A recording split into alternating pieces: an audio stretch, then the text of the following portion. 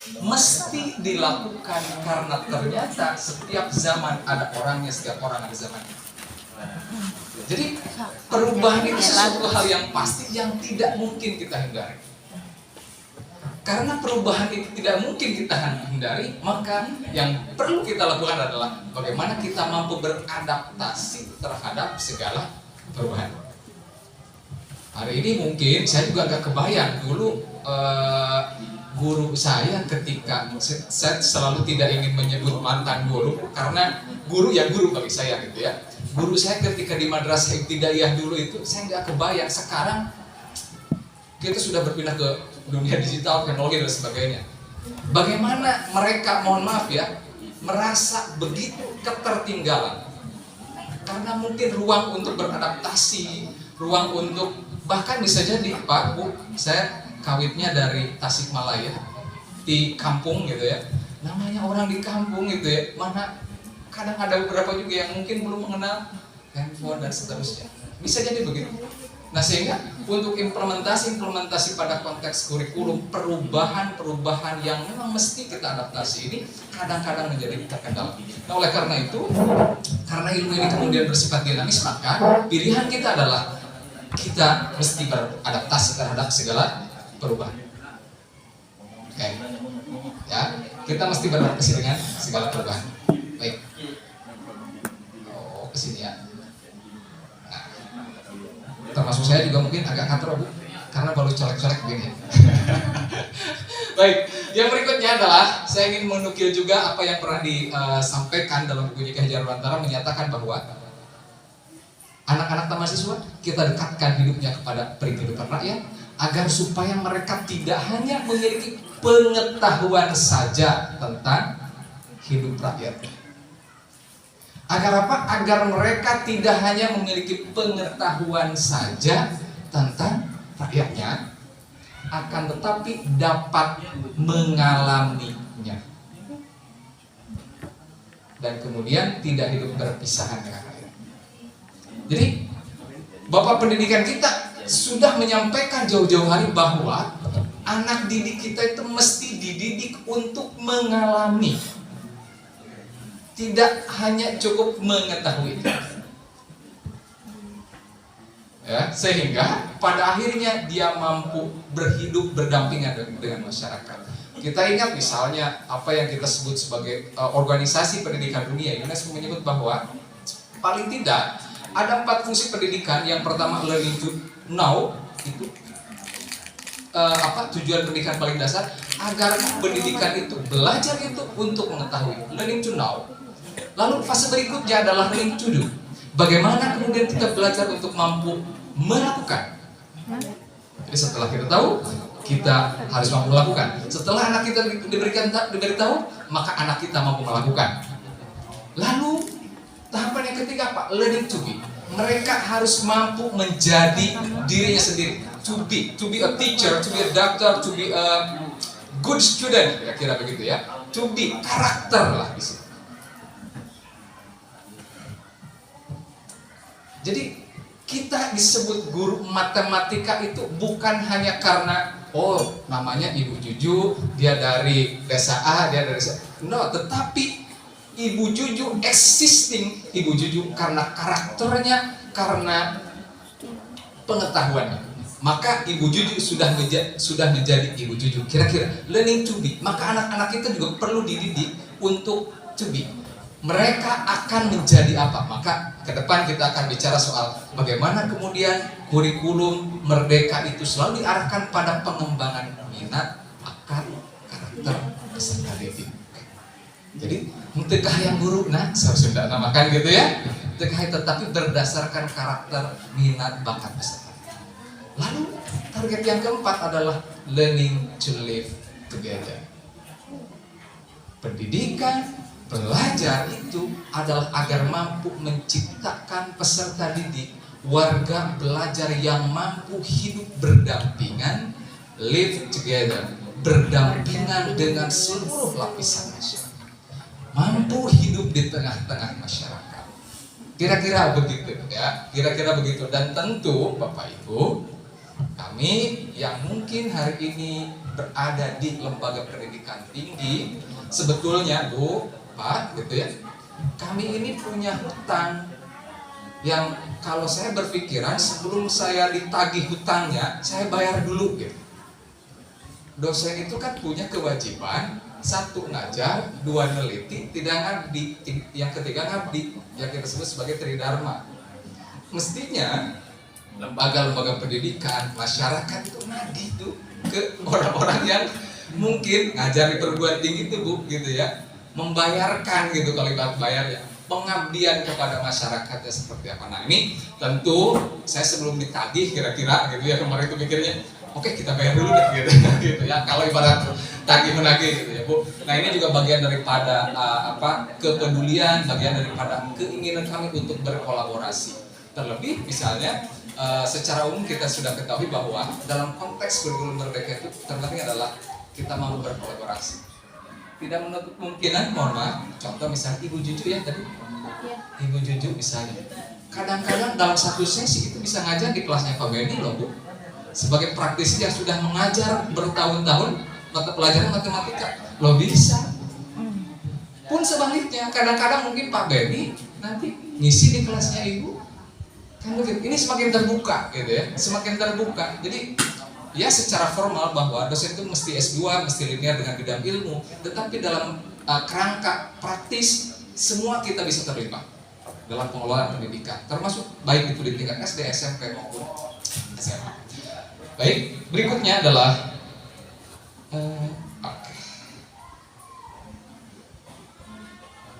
pertanyaan yang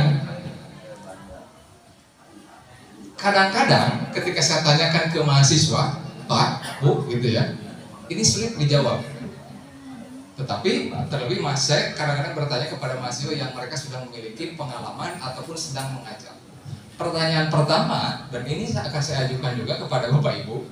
Pertanyaan pertama adalah,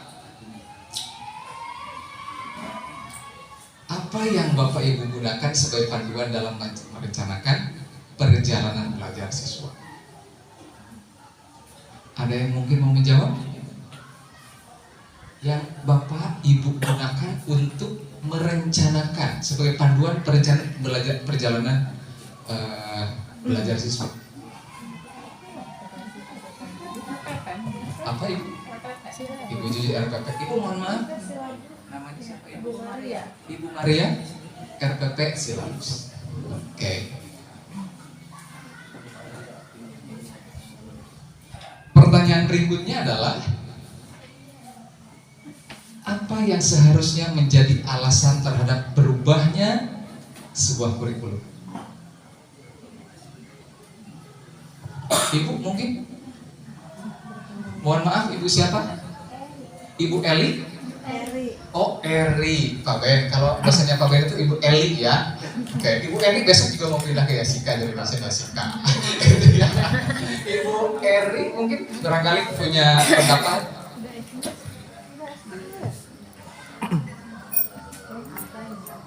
Apa kira-kira? Ada Pak. Pak, Bapak siapa? Bapak Aja Sumarja. Pak Aja Sumarja. Ya. Mengapa alasannya terhadap perubahannya sebuah kurikulum? Ya tentu setiap tahun berubah, bukan setiap tahun berubah, ya setiap paradigma pendidikan itu selalu berubah, sebab perubahan paradigma pendidikan ini menuntut kepada arah berubahnya zaman gitu.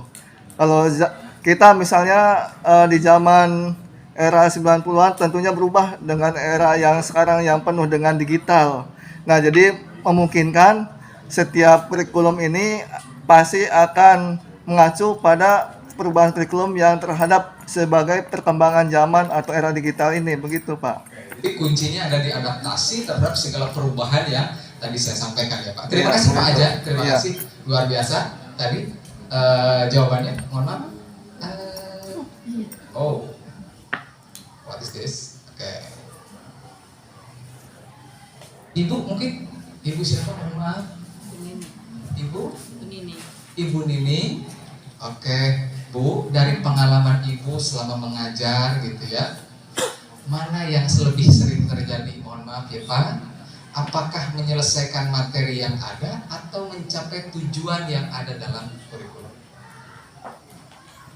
Jadi yang sering kita lakukan, Pak, Bu, itu apakah yang lebih sering itu justru menyelesaikan materi atau mencapai tujuan pembelajaran?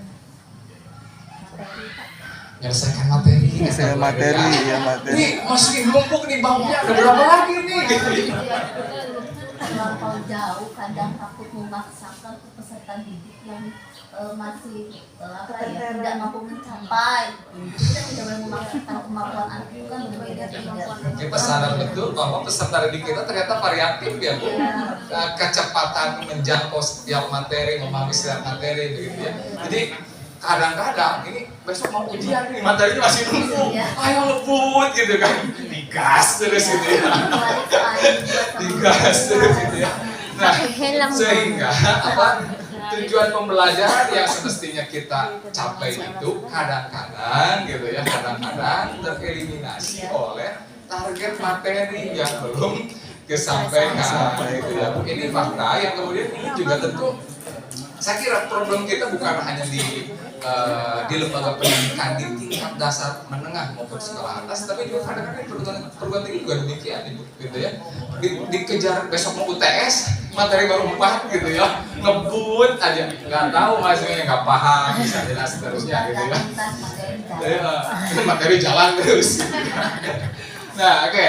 Baik, padahal Bapak Ibu sekalian, kita sudah paham bahwa sebetulnya kan kurikulum ini ibarat rel ya, rel di mana kemudian jalan yang sudah ditetapkan untuk kita berjalan dalam konteks pengelolaan pendidikan adalah yang disebut sebagai kurikulum. Nah, oleh karena itu mungkin kita perlu merefleksi ulang tadi. Terima kasih Bu Eri. Jadi kadang-kadang kita kebanyakan mungkin lebih mengejar materi tersampaikan dibanding capaian pembelajaran yang sudah kita sepakati, sudah kita tentukan gitu ya. Ini di akhir mata pelajaran ini siswa itu harus mampu apa? Nah, itu kan targetnya sebetulnya, bukan pada ini materinya ada sekian harus sampai semua gitu, olap-olap aja gitu ya, misal gitu ya. Nah, padahal sudah dari sisi perangkatnya sendiri kita sudah sepakati bahwa kurikulum itulah yang kemudian akan menjadi apa? Jalur bagi kita untuk berjalan, menapaki kita sebagai pendidik, sebagai pengajar, untuk kemudian mengajarkan segala sesuatunya kepada anak didik kita. Nah, oleh karena itu, paling tidak secara teoritis kita dapat lihat dari the basic principle of curriculum menyatakan bahwa paling tidak 4 item. Ada tujuan, ada konten, isi, ada metode atau cara, ada evaluasi. Tujuan pembelajarannya apa?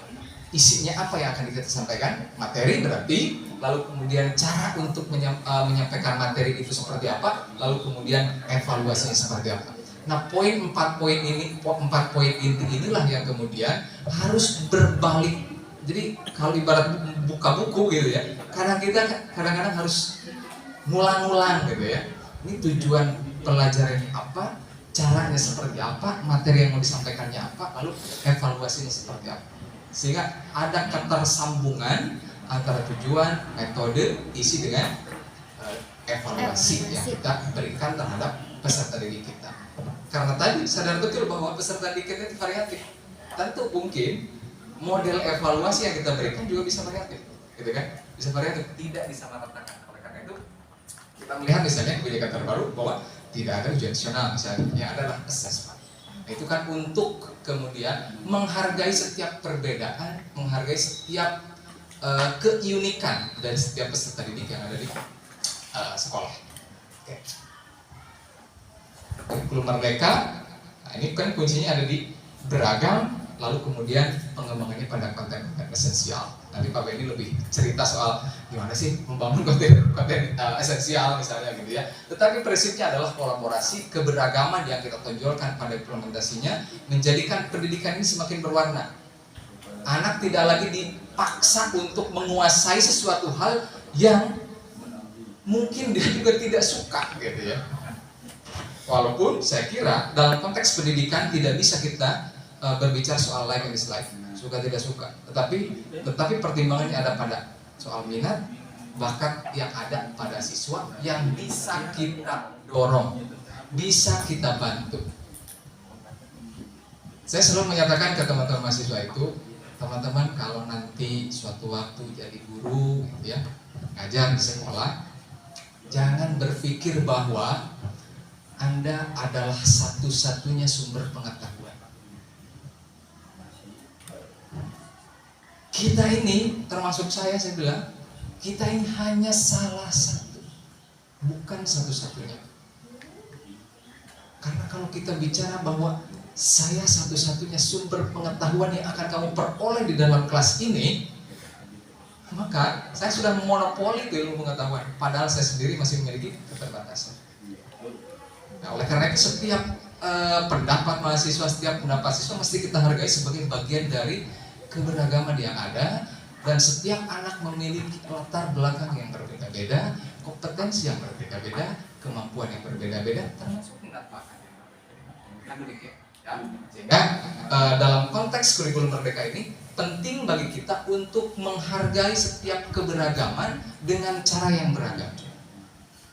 Nah, mengapa kita memerlukan kurikulum merdeka?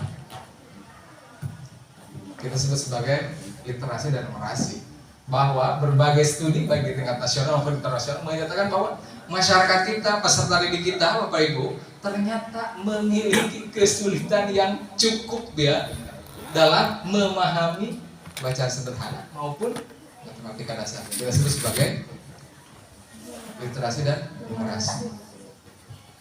Literasi itu tentu bukan hanya bisa baca cek Sundanya mah gitu ya, tetapi kan gitu ya. Saya kira itu. Kemudian yang berikutnya adalah lebih relevan dan interaktif. Jadi kenapa? Karena pembelajaran melalui proyek. Mungkin kadang-kadang gitu ya, kita perlu mengajak siswa kita itu tidak hanya di kelas.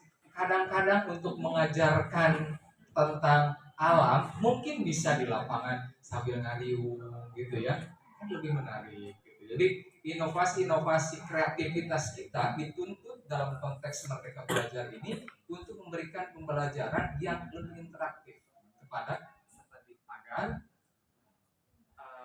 yang kebayang juga sih selama 5 hari di kelas kalau dulu kita ya saya mungkin gitu ya kita belajar kali atau ini gitu ya. Kalau dulu zaman kita mungkin 5 hari terus saja rutinitas itu masuk kelas, lalu guru datang, kemudian guru menyampaikan, istirahat, masuk lagi, setelah itu pulang. Kelas 1 SD sampai kelas 6 SD kan begitu. Kalau zaman dulu gitu ya, zaman dulu. Nah, hari ini kita dituntut untuk berubah, tidak hanya dalam konteks kita pengajaran secara teoritis terhadap peserta didik, tapi juga mengajak mereka untuk mengalami secara faktual, gitu ya, kaitan dengan kegiatan pelajaran yang dapat kita susunkan. Nah, hal-hal esensial dari kurikulum merdeka di tim jenjang SMP, yang pertama adalah kaitan dengan pemahaman holistik. Kenapa berbasis proyek? Kenapa berbasis problem based learning? Karena yang kita inginkan adalah pemahaman yang holistik. Pemahaman holistik itu pemahaman yang umum. Anak, berikanlah waktu mereka untuk berpikir, berikan waktu mereka untuk mampu berdiskusi, mereka untuk mampu bertanya. Kenapa demikian? Karena tadi saya sebutkan di awal bahwa kita tentu bukan satu-satunya sumber pengetahuan yang dapat diakses kita.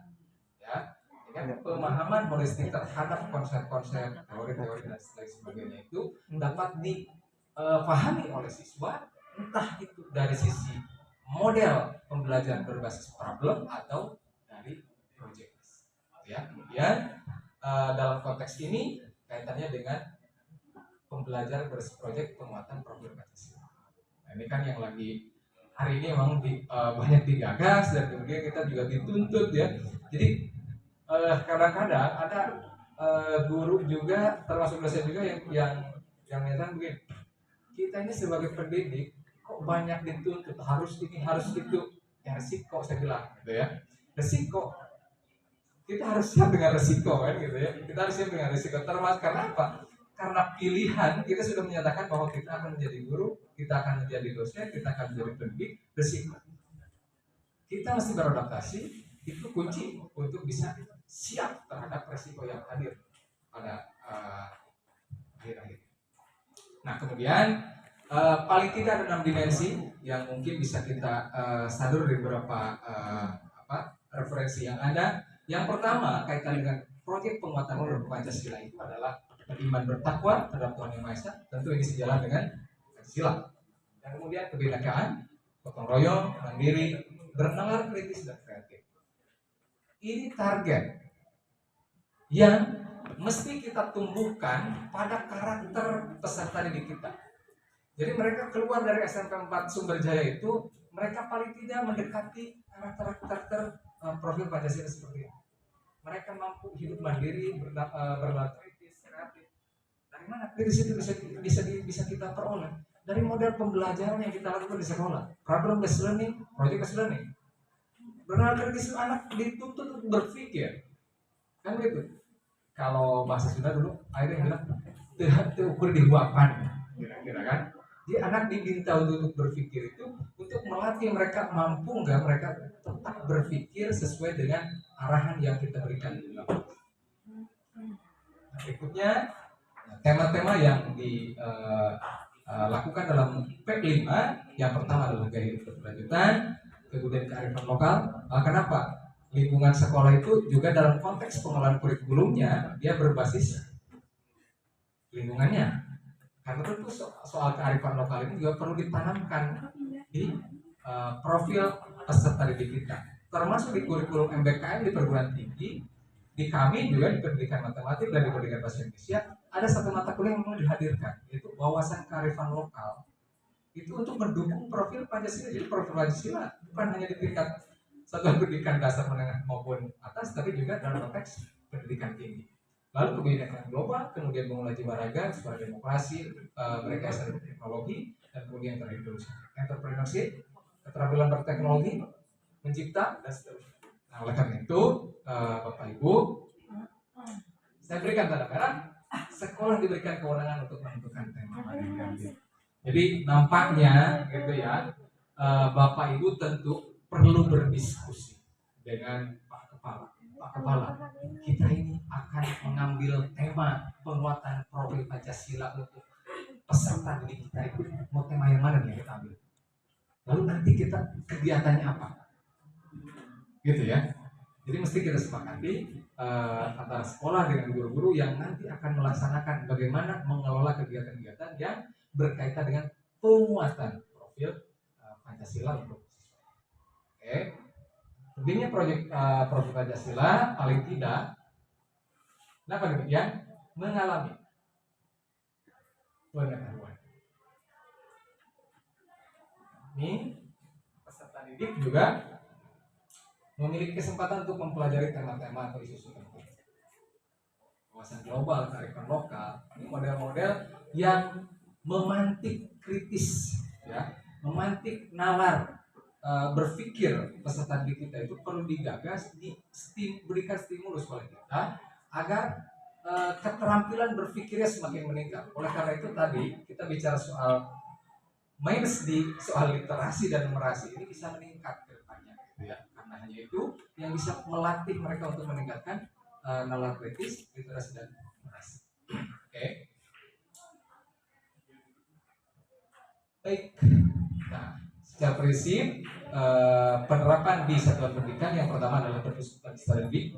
Tentu karena ini kan peserta didik ini menjadi bagian daripada hal paling fundamental yang kemudian menjadi bagian daripada tugas kita sebagai pendidik di sekolah.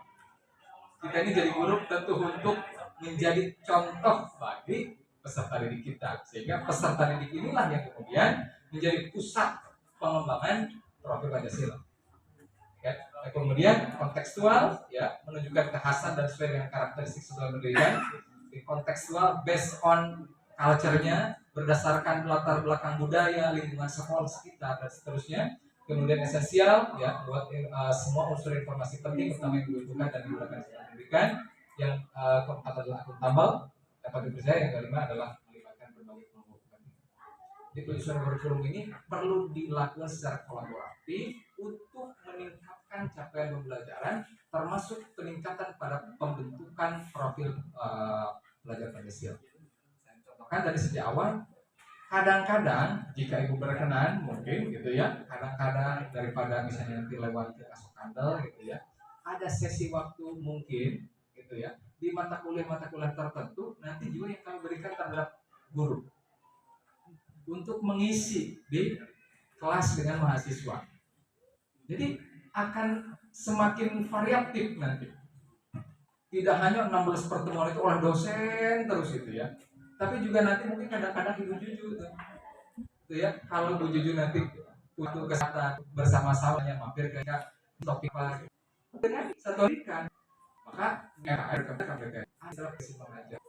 Karena pendidikan, gitu ya, matematika dan pendidikan bahasa Indonesia, itu praktisi mengajarnya kami ambil dari guru-guru senior mungkin.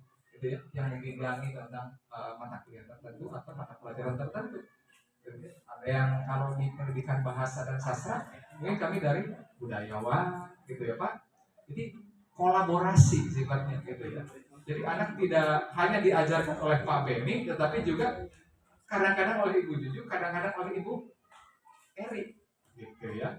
Jadi kan enak tuh, ada kolaborasi yang baik antara setiap tingkatan satuan pendidikan untuk membangun pendidikan yang lebih berkualitas. Oke, Bapak Ibu, saya kira kalau dari saya demikian, nanti dilanjutkan oleh Pak Beni kaitan dengan Pak Beni ini kalau tidak salah pernah di guru bergerak ya, pengajar Pak. Ya, ini akan cerita tentang bagaimana kita mampu mengimplementasikan guru bergerak ini agar tadi capaian pembelajaran dan penguatan profil pelajar Pancasila itu bisa kita capai secara optimal. Saya kira itu, terima kasih Pak Beni, Ibu mohon maaf, nanti mungkin kita bisa lanjut diskusi lebih lanjut. Assalamualaikum warahmatullahi wabarakatuh. Waalaikumsalam.